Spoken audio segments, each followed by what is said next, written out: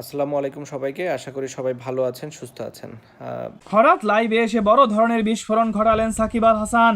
তিনি বলেছেন তাকে নাকি সরাসরি ফোন দিয়েছিলেন বর্তমান প্রধানমন্ত্রী তারেক রহমান। সামাজিক যোগাযোগ মাধ্যমে ভাইরাল হওয়া সেই লাইভে সাকিব দাবি করেন তাকে বাংলাদেশে ফিরে এসে আবারও জাতীয় দলে হয়ে খেলার জন্য বলা হয়েছিল।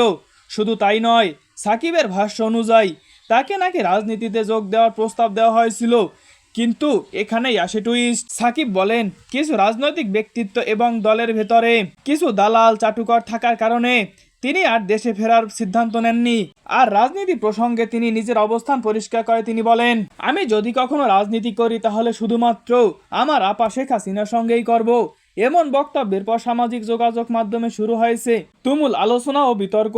তবে এখন পর্যন্ত সাকিবের এই দাবিগুলোর বিষয়ে কোনো আনুষ্ঠানিক নিশ্চিত তথ্য পাওয়া যায়নি। তাহলে প্রশ্ন থেকেই যাচ্ছে, এটা কি শুধুই ব্যক্তিগত বক্তব্য, নাকি এর পেছনে রয়েছে আরো বড় কোনো কিছু? জানিয়ে দিন কমেন্টস বক্সে। সাথে আমাদের চ্যানেলটিকে লাইক এন্ড সাবস্ক্রাইব করে পাশেই থাকুন। ধন্যবাদ।